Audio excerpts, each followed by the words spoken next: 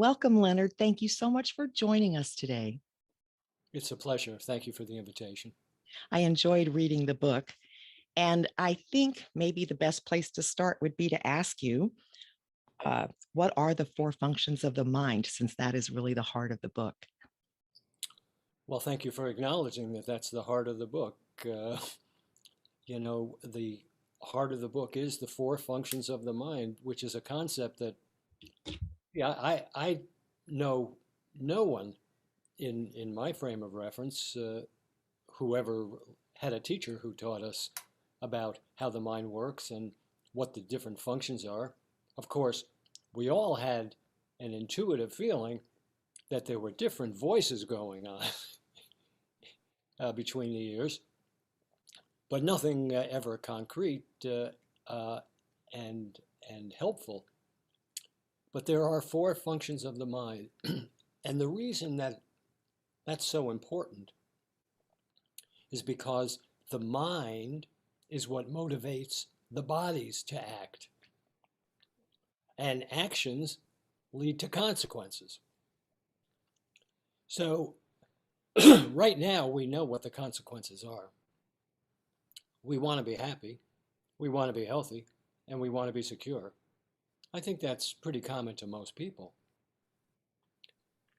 However, because we're really not aware of how the mind works, we don't really have influence over whether or not we're going to really become happy. We have to take other people's opinions. It's all hearsay. We see something on television or a friend says something, and we think, we hope it will make us happy. But that's very rare. And it's certainly not as long lasting as we would wish. So let's go inside our mind just for a moment. There's four functions. Ego. Ego is interesting because it's hardwired to the reptilian brain. And the reptilian brain is all about self-preservation and the fear of being annihilated. So the ego always divides up every relationship in two halves. One half, the ego says, this is pleasant, it's good, let's reprise it. The other half, the ego says, this is unpleasant, this is bad, let's avoid it. But we already know from our limited perspective as human beings on this planet, that which is pleasant isn't always good for us, that which is unpleasant isn't always bad for us. So if I become habituated to serving only things I like and avoiding things I don't like, I am going to become mentally very inflexible. And the inflexibility of my mind is going to echo in the consciousness of every cell of my body. Which means what? It means that, take the liver, for example. Instead of being relaxed and open to the world, the liver is as contracted as my mind. So it begs the question, is a contracted liver going to be able to serve me as well as it has the potential, as well as a relaxed liver? I don't really think so intuitively. It just seems like it's common sense. Mm-hmm. So that's the Absolutely. ego. The second function of the mind, these are the senses and our logic. The senses and logic always ask the question that we hear, well, should I do it or should I not do it? Should I do it or should I not do it? Mm-hmm. And it's interesting because the mind continuously, and I would say habitually, extrudes our creative energy through our eyes, through our nostrils, through our mouth, through our ears, hands, and feet, so that we can look and smell and taste and hear and touch some aspects of the world in hopes that it's going to make me happy, in hopes that it'll make me secure or healthy. So we know that when we brush our teeth, it's fairly easy to squeeze the tube of toothpaste and out comes the toothpaste. But have we ever tried to put the toothpaste back in the tube? No, but I mean, just contemplating that would be a real mess, if not impossible. And yet, the senses are habituated and the mind is habituated to going out into the material world to look and smell and taste and hear and touch. The problem for us is we waste a lot of our creative energy on chasing rainbows that never materialize. So that's the senses. Next comes the third function, which is the unconscious. This is the repository to everything that we deem essential to self-preservation. It's our memories, our imagination for the future, everything that we think we're going to need. And if the truth be known, much of the unconscious mind is filled with faulty concepts. It's not correct. And we can't really blame ourselves that much for that because we got a lot of that software from mom or dad or grandma or grandpa or my brothers or sisters or friends in school or teachers or celebrities. We pick up these habits without inspecting them. So those are the first three: ego, senses, and unconscious mind. And what's really interesting about the three of them is they only have a narrow perspective on what's to be done and what's not to be done. They're often wrong, but they're also never in doubt. Right? Right. Ego, senses, and unconscious mind. And they're loud, and they're pushy, and they're insistent. Then there's the conscience. The conscience is a divine gift because the conscience is the only function of the mind that can discriminate, determine, judge, and decide. What that means is that every single choice we have ever made in our lives and every choice that we will ever make in our lives is always made by the conscience. Everybody uses the conscience to decide what's to be done and what's not to be done, even though we're not even consciously aware of that. But that's the way it is because it's the only function that can decide. The other three, ego, senses, and unconscious mind, they're more like counselors. They counsel us from their limited perspective. So the conscious mind, the conscience can always make the decision, unlike the other functions. And the conscience acts as a mirror, and it can reflect wisdom from the super conscious portion of the mind. Now that sounds like poetry or metaphor, but it's not. It's beyond the conscious mind and it's beyond the unconscious mind. And it's the same portion of the mind where Albert Einstein saw mathematical equations. It's the same portion of the mind where Paul McCartney hears beautiful melodies. Doesn't mean I'm going to become a songwriter. Doesn't mean that you're going to become a physicist. What it does mean is that if we can convince the ego, senses, and unconscious mind to quiet down a little bit and let the conscience do what it has the capability to do, reflect wisdom from the superconscious portion of the mind, then the conscience can bring that wisdom into our conscious mind. And we can base our thoughts, words, and actions on that. But it doesn't always work that way because nobody has taught us how to train and parent the ego, senses, and unconscious mind to quiet down, to listen to the conscience. And so the noise of the ego, senses, and unconscious mind overwhelms the capacity of the conscience to reflect perfect wisdom from the superconscious portion of the mind.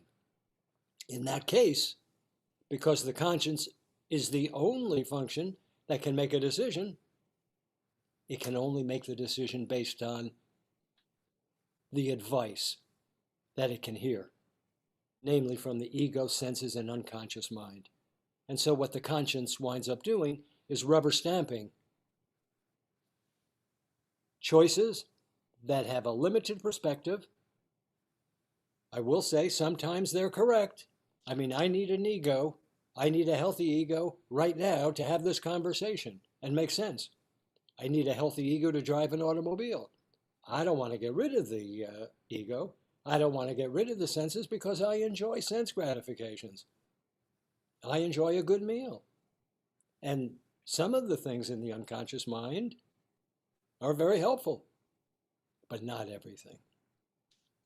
So our job, our work in every relationship, regardless what the relationship is, whether it's personal, whether it's professional, whether it has to do with food choices or sleep choices, regardless of what it is, our job, our work in every relationship is to parent the ego, senses, and unconscious mind, to encourage them for the sake of an experiment to support the conscience and see what really happens. Excellent. Yeah, I agree with you. In the book, you talk about, in fact, it sounded partly like the purpose of the book was really to, or the main part of the book is to educate because we're not taught. Um, I have that same philosophy about mindfulness all the time. Like, why aren't we taught this starting, in kindergarten or elementary school? And we're just starting to see little bits of it. So hopefully in the future that will be the case. But one of the ways, or one of the things that I really admired about how you go about sort of instructing how we parent these aspects is through experiments, as you just mentioned. So I was wondering if you could give us a couple of examples of experiments we could try to get started on this path. Sure. First thing that we have to understand is the highest principle of yoga science is a concept called ahimsa, which means non-injury, non-harming. How does that translate into doing experiments? Well, it translates into everything that we do. We're asked not to take on too much too soon, right? If we wanted to build muscles and we never did anything like that before, the last thing we want to do is lift up 100 pounds or 200 pounds. We're not prepared. Start with lower weight and then slowly add some weight, and then we'll be lifting some substantial weight, and we'll be building muscles in the process, and we won't be injuring ourselves. So let's say we just finished a wonderful meal, and then the question arises, am I going to brush my teeth? Am I not going to brush my teeth? What does the ego say? That's not pleasant. What do the senses say? I'd prefer to have a second slice of apple pie. What does the unconscious say? I'm with the other two. But what does the conscience have to say? If the conscience can reflect wisdom from this superconscious portion of the mind, the conscience will say, Leonard, we're not doing a sprint here with this life. This is a marathon. We need healthy teeth. We need healthy gums. We need a strong, healthy immune system. Why don't we all go into the bathroom and brush our teeth and do a little experiment? And so it's up to me to convince the ego, senses, and unconscious mind that this is not the death of who they think they are. This is just change and growth. It's a novel concept. We just had dinner. Now let's go and brush our teeth. And so we do. We brush our teeth. Then we come back to the kitchen table and we have another discussion. How did it make you feel? What does the ego say? Well, it wasn't as bad as I thought. What do the senses say? Gee, when the tongue glides over my teeth, I really enjoy the fact that the teeth are not mossy. And the unconscious mind says, well, I think that they have something here. This is not too bad. And I'm still alive. And so now we have created a small beachhead dealing with something that's insignificant. So I tell people, think about things that are seemingly insignificant, but they're really not.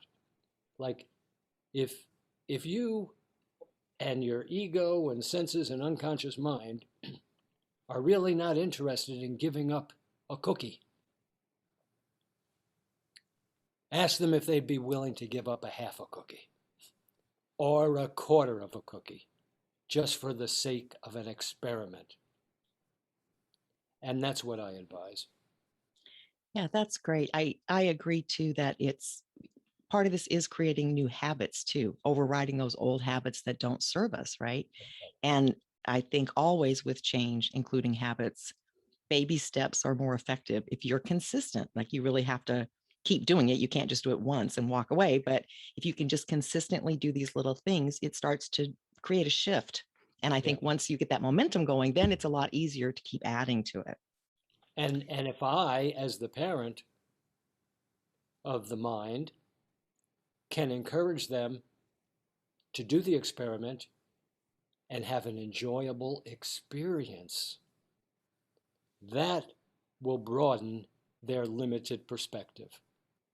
And they'll feel that they can trust me the next time. Absolutely. Why do you think it's so hard for us to do some of these things? What do you think really gets in our way? Well, what gets in our way is our habit patterns. Our habit patterns. So, again, the ego senses and unconscious mind are not coordinated. They've not been trained. And as a result, we often serve desires that are pleasant and comfortable and familiar and attractive. In the process, we create conflict between our actions in the world and our own superconscious wisdom. That reduces our willpower.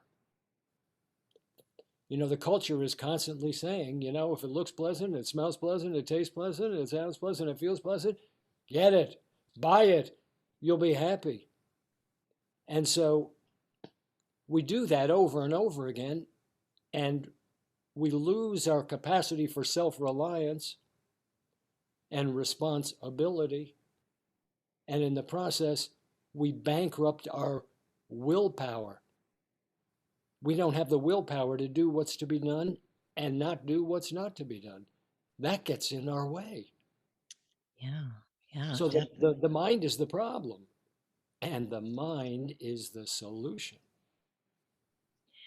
Yes, I think with everything that's happened over the past year and a half, a lot of people, which is an upside, a lot of people are taking a pause now to think and reflect on their lives and where they're going and maybe what wasn't working so well before.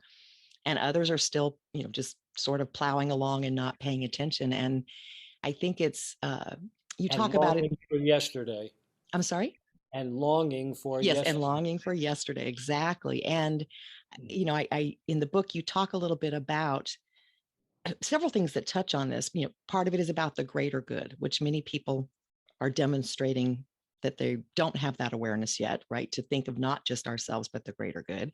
And on the flip side, there are those that think practicing something like this means sacrifice or doing without or giving up on the joy in life, when in fact, I'm sure you have something to say about this. That's the exact opposite, right? So I guess the question would be, what do you think is the best way to uh, strengthen our ability to do that inward work, to look inside? And secondly, how would you describe the fact that even though you're looking inward and you are uh, integrating not just what's best for you, but what's better, best in the bigger picture. But how do you still have fun and enjoy life with that? My experience is that I have more fun and less guilt. I have more fun and less guilt by coordinating the functions of the mind. And we are required to make a sacrifice, but our vocabulary, our language is constantly triggering us in negative ways by defining words for us that are not correct. Sacrifice today, as you correctly have mentioned, is equated with denial, but that's not what it is at all. If you take a look at the etymological origin of sacrifice, it goes back to the Latin and then the Italian, sacrifici. It means to make sacred. So, what is fear? What is anger? What is selfish desire? Why, it's just energy, right? Because it motivates action. Mm-hmm. So it's energy. And what do we learn in fifth grade? Well, energy can't be created and it can't be destroyed, but it can be transformed. I can transform ice into water and water into steam. And I can also transform the contractive and debilitating, destructive form of fear and anger and greed into strategic reserves of healing energy, an increase in willpower, and an expansion of my creative capability through sacrifice, by giving it up. It's in giving that we receive, but we have to give up something that that the personality has previously valued to receive something of value. So we have to give up the ground upon which the ego, senses, and unconscious mind are standing in order to have change and growth. So we really have to watch our vocabulary and the language. These are very triggering to us, and they contract our minds and diminish our creative capacity to do the right thing.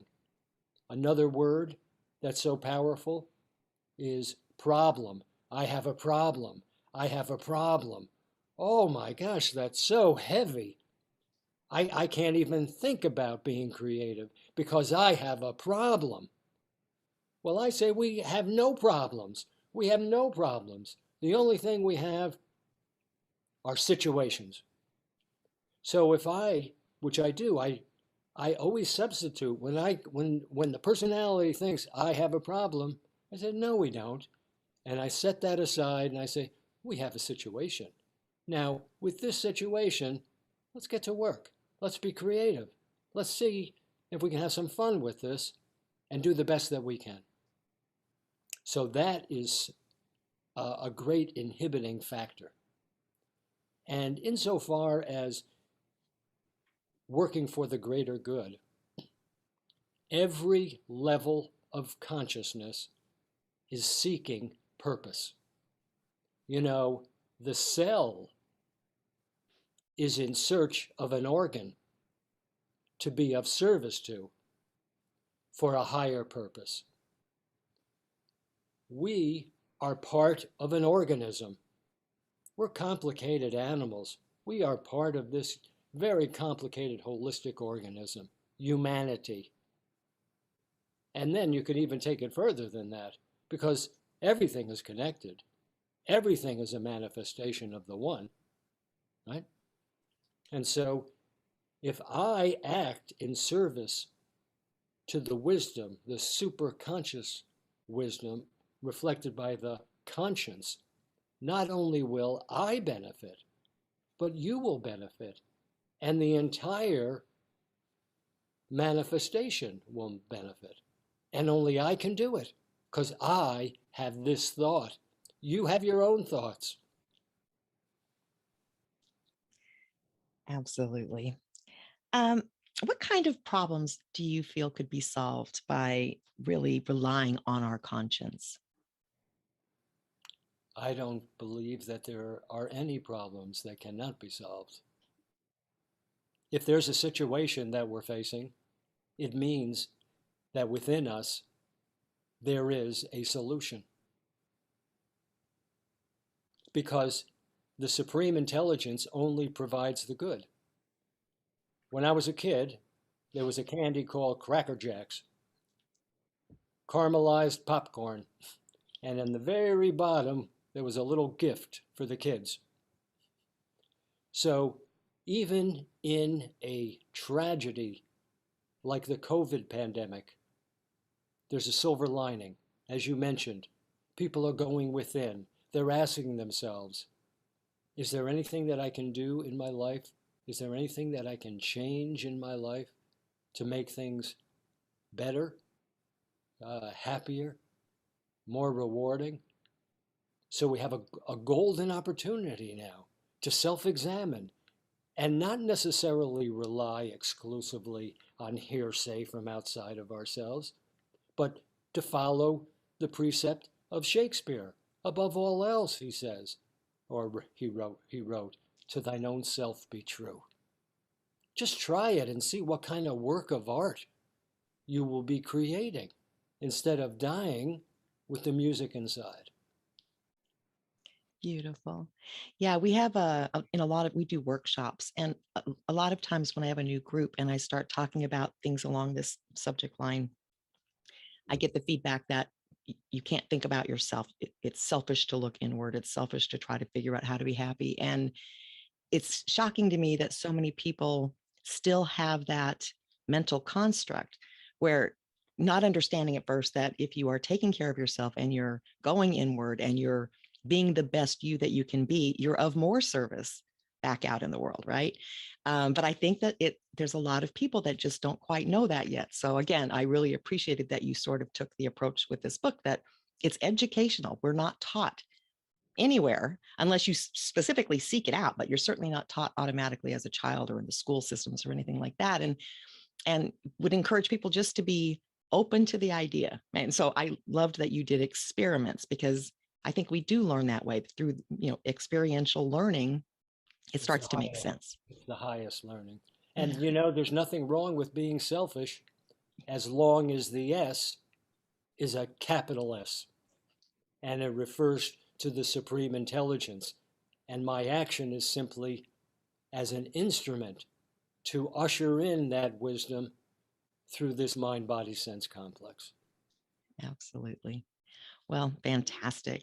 I really hope people get a lot out of this book. It's very, there's nothing difficult about the experiments, or I don't even think it's that time consuming, honestly. It's just a matter of deciding that you want to make some changes to really parent those aspects of the mind that perhaps are causing some poor decisions to be made, and make better ones. And I think everyone could benefit from that. So I thank you so much for writing the book and for joining us today.